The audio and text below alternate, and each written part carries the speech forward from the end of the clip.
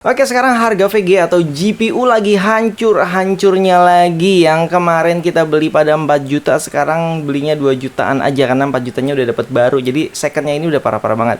Dan kemarin kita sudah membahas 1660 Super. Nah, sekarang kita ada RTX 2060 yang second juga ya. Jadi ini harganya sekitar 2 sampai 2,5 juta. Nanti harga fixnya ada di deskripsi video. Karena setelah saya review produknya ini langsung dijual lagi karena ini adalah produk titipan ya. Jadi dalam video ini akan kita tes performa dari RTX 2060 dari fiturnya dan kita tes beberapa game yang ada di komputer saya. Apakah masih worth it di tahun 2023 ini? Yuk kita simak videonya.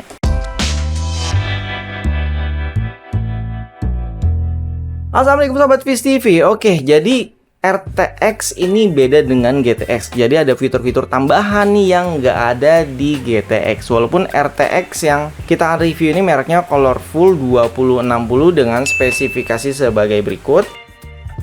Untuk produknya ini kita jual ya. Untuk link pembeliannya ada di deskripsi video. Sobat bisa lihat tampilannya. Jadi ini kita fotokan dari segala sisi. Untuk bagian sampingnya semua terlihat cukup bagus ya, karena memang pemakaian sebelumnya juga tidak berat. Terus kemudian untuk bagian belakangnya ada backplate-nya. Ini fungsinya untuk meredam dan untuk menahan bending ya pada motherboard. Kemudian untuk bagian konektor pinnya ini ada pin power 8 pin. Jadi pastikan sobat power supply-nya juga ada 8 pinnya. Kemudian untuk bagian belakangnya ini ada HDMI, DisplayPort, dan DVI port. Dan yang membedakan adalah fitur-fitur spesial pada RTX ini. Jadi bisa dibilang RTX 2060 ini yang terendah lah ya dari seri kelas RTX 2000-an. Jadi untuk fitur-fiturnya ini yang paling penting banget yang saya pakai saat ini yaitu NVIDIA Broadcast. Dimana yang suara seperti ini bisa hilang. Ini dia cuplikannya. Oke, langsung kita klik nyalakan. Kita lihat perubahannya secara langsung dan secara live. Kita nggak matiin aplikasi apapun. Dan bagaimana? Apakah sobat bisa membandingkan perbedaannya? Kemudian ini juga fitur yang spesial lagi. Jadi bagi sobat yang mungkin sebagai live stream gaming gitu, terus atau membaca berita atau podcast atau meeting gitu ya, ini bisa membantu banget karena fiturnya canggih banget nih seperti ini. Nah, mata saya jadi aneh. Saya ngelihat ini di sini sobat bisa lihat ya, ini kan kanan kiri nanti ya. Jadi tinggal ditaruh kanan kiri. Dan ada satu fitur yang paling unik yaitu Canva. Jadi ini keren banget, dia bisa membentuk gambar tanpa kita harus repot-repot benar-benar menggambar gitu. Terus kemudian saya coba isi di dalamnya. Oke, dia ternyata menjadi awan. Oke, sekarang kita mulai masuk kepada tes sintetis dulu ya. Jadi pakai 3D Mark. Kita akan uji sintetis dulu ya. Di sini saya menggunakan CPU Ryzen 5600, kemudian RAM-nya 16GB 3600. Oke, yang pertama kita tes time spy dulu untuk uji sintetisnya. Kemudian nanti juga kita akan lanjutkan dengan Fire Strike juga. Jadi di sini kita tes untuk dua benchmark tersebut yang memang difokuskan untuk VGA-nya ya atau GPU-nya. Oke, time spy score-nya kita dapat 7200 dan ini juga dipengaruhi oleh motherboard, terus prosesor, power supply dan casing dari PC kalian termasuk fan-nya dan suhu lingkungan. Kalau suhu lingkungan sekitar 33 sampai 35 derajat, tapi suhu ruangan saya tidak pakai kipas. Jadi ini mungkin di atas 35 derajat karena panas sekali di sini. Dan untuk melengkapi ini saya tambahin dari Unreal Engine yaitu Unigine Heaven. Oke, ini juga dipengaruhi sama ya dari beberapa hal tadi. Dan ini dia skor yang kita dapat ada di 2376. Jadi sebenarnya masih banyak banget game yang sebenarnya bisa kita install ya. Dan game-game ini resmi ya, bener-bener beli gitu. Ada yang diskon juga kita beli seperti Battlefield 5. Dan pinginnya sih ada Cyberpunk juga, tapi sayang harddisk kita nggak muat. Kalau misalkan sobat mau support bisa melalui link Saveria di bawah ya. Oke, kita lanjut lagi ke game berikutnya. Dota 2, jadi settingannya high ya, rata kanan, maksimum frame rate-nya juga saya pentokin di 240.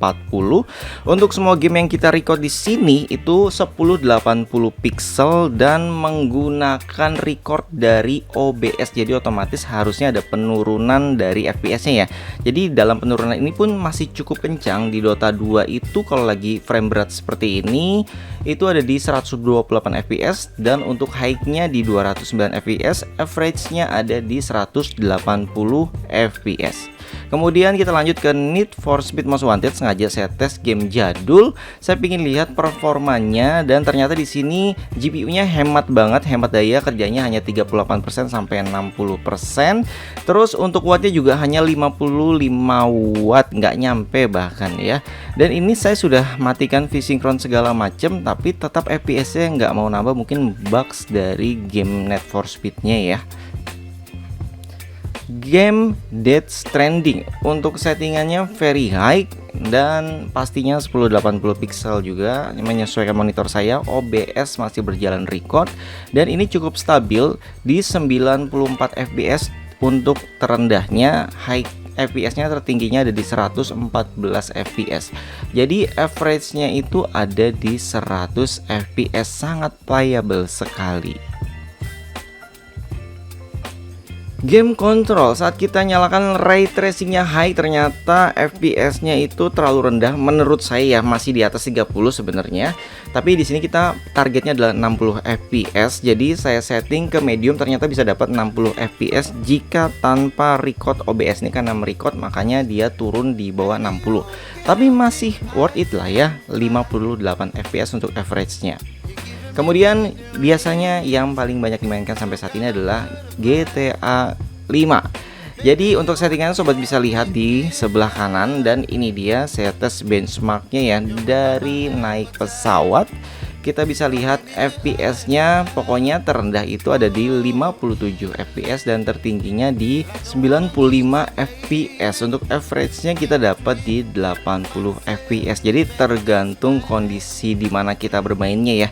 Seperti sekarang kita sedang naik mobil ini, FPS-nya luber-luber ya sobat bisa lihat. Jadi ya sangat-sangat nyaman sekali menggunakan RTX 2060. Berikutnya game Red Dead Redemption 2 atau biasa disingkat RDR2 dengan settingan sebagai berikut. Jadi intinya sih sebenarnya ya high setting ya. Terus apakah bisa menjalankan dengan lancar di RTX 2060? Kita lihat. Jadi ini ada di beberapa situasi ya. Sobat bisa lihat average-nya tetap menggunakan OBS record. Di sini sih aman ya, untuk di bagian indoor itu ada di 93 fps, kemudian untuk di outdoornya kita ada di 70 sampai 80 fps. Untuk peningkatan tanpa OBS itu bisa 5 sampai 10 fps ya. Jadi memang terasa lebih ringan kalau memang tanpa record, tapi setidaknya untuk konten kreator sobat bisa menggunakan RTX ini untuk record sekaligus streaming ya. Jadi minimalnya ada di 36 fps dan high-nya di 139 fps, average-nya ada di 72 fps.